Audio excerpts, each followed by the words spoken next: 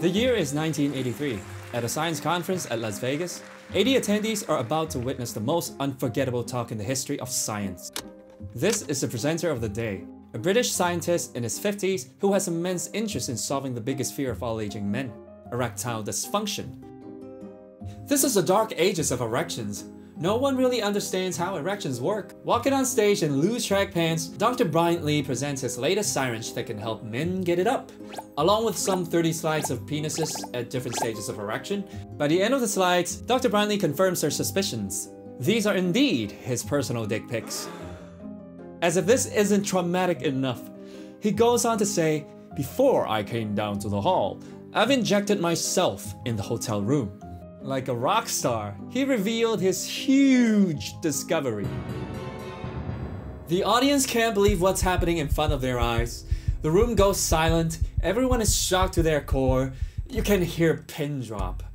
Dr. Brian Lee pauses dramatically, then goes, "I'd like to give some of the audience the opportunity to confirm the degree of tumescence." That's like a fancy way of calling boners. He approaches the audience with his pants still around his ankles, and at this point, the women in the front row can't hold their silence any longer. They throw up their arms and go, and that is how you give an unforgettable talk. Too bad. What happened in Vegas largely stayed in Vegas. His syringe never caught on. He remained an unsung hero outside of the science circle. But this hour will transform this field and by extension the world forever. People talking but they don't know. A lot of heat but nothing to show. I don't care what they say about me.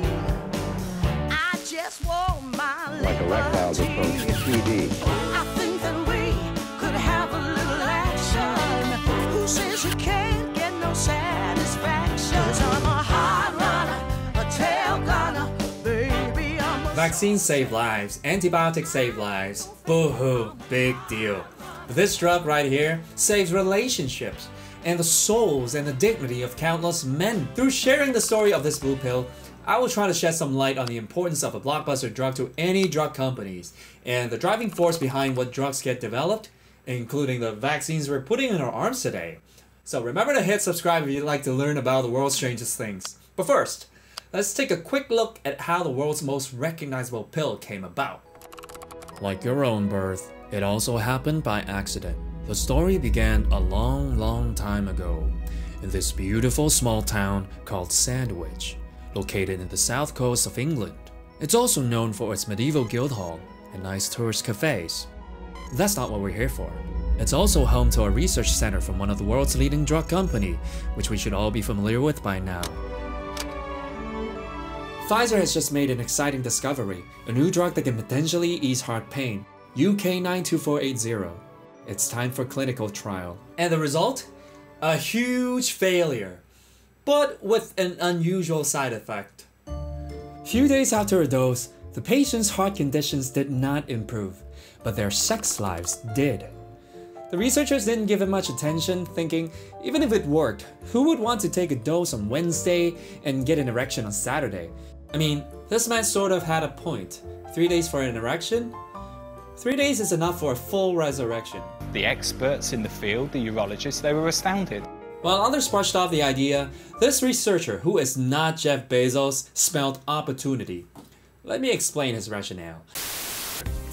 I used to take aspirin or Tylenol, but today I take Advil. Take full prescription strength Actifit. Just take Comtrex and you'll feel better. Anacin, a better aspirin formula.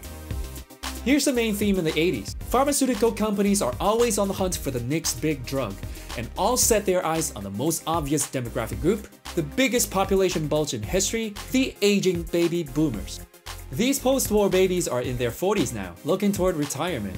This is where the big money lies. It's a gold mine waiting to be dug. Over the years, the industry poured money in finding ways to treat all elderly problems, from heart disease, arthritis, mental decline. The goal wasn't to make them young again. It was to hold the symptoms at bay. Don't cure it. Keep them coming back for drugs. That's the moneymaker. So this guy gets it. He's like, forget about heart disease, forget about Amazon. Let's pick up the torch from Dr. Brian Lee. We need to make men great again.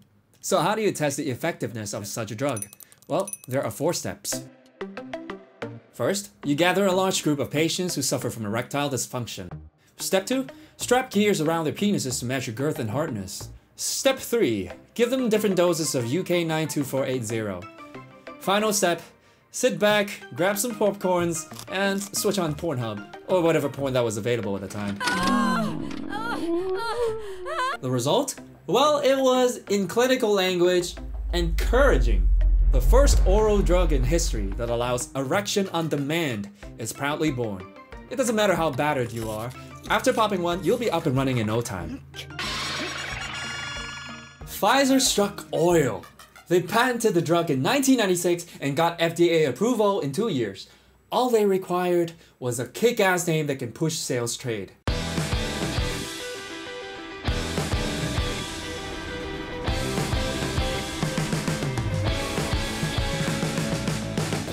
Viagra, a hint of male strength, vigor, and unstoppable rushing waters. Viagra plays to the yearning of American culture, eternal youth, sexual prowess, and a quick fix. A perfect name, perfect drug, at perfect timing. Don't let erectile dysfunction slow things down.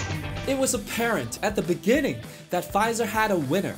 On the first day of launch, one doctor wrote 300 prescriptions to patients. It was all over the media. But it really blew up when this came out in May 4th, 1998. It's the best free ad any marketing team can dream of. Pfizer's stock also had a boner, and it just kept going up. In merely 2 years, this blue pill became available in more than 100 countries. More than 150 million pills sold worldwide, bringing in $2 billion per year in sales. And it soon started appearing in pop culture. It's for you. That's a weird mint, dude. No, I know it's Viagra. I just don't want to have an erection anymore. This pill became a standard item for an old man's night out and changed the sexual patterns of an entire generation. The madness lasted well over a decade. By 2010, novelty was wearing off. Half of all men with prescriptions aren't getting refilled. The honeymoon was over, sales started to decline by 2012. Around the same time, patent ended outside of US, meaning foreign competitions are able to produce the same drug, getting bites out of this huge pie, causing prices and profits to drop. This is what the industry refers as falling off a patent cliff. The Viagra story teaches 2 lessons on how the wider pharmaceutical industry work. So lesson 1, in a free market, pharmas like Pfizer need blockbuster drugs like Viagra to survive because the cost in development is too high. Only a fraction of drug discoveries make it to clinical trial and FDA approval, and only a third of these make enough money to cover its development cost. A new drug today takes around 1 to 2 decades to move from its discovery to market. And this is the reason why patents exist, to protect investments. Standard drug patents last for 20 years from the day the company applies for it. Second lesson, longevity of drugs outweighs the longevity of patients. With a need for profits, it skews the types of drugs that are developed. If patients stop taking the drugs, symptoms return. Keep them coming back endlessly, then the company will profit endlessly. It's not like big pharmas are not making any initiatives to save lives. In fact, the industry invests a lot in treating cancers. But they do need blockbuster drugs to fund the process and keep shareholders happy. So if you want to find out what kind of drugs get developed, just follow the money. Through recent years, we've witnessed how big pharmas can come up with life-saving vaccines when sufficient funds and costs are put in place. Alright, I think I'm kind of drunk already. So this video was inspired by one of the chapters in 10 Drugs, a fun book about the history of medicine. It has very interesting stories of the most famous drugs and their discoveries and social impacts. So by the end of the book, you will also have a good idea on what fueled the current opium crisis in North America. I give this book a 3.75 nerds. People talking, but alright, that's it nerds. If you're interested in weekly videos and want to help grow this nerd immunity, simply click subscribe and the bell icon for notification, or better, share this video on your wall. That way I will know I should keep making these kinds of videos.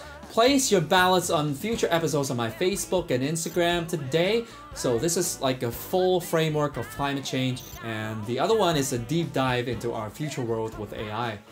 Also, leave a comment. Do you feel that this business model is the best option out there? I'll come back with another book review next week.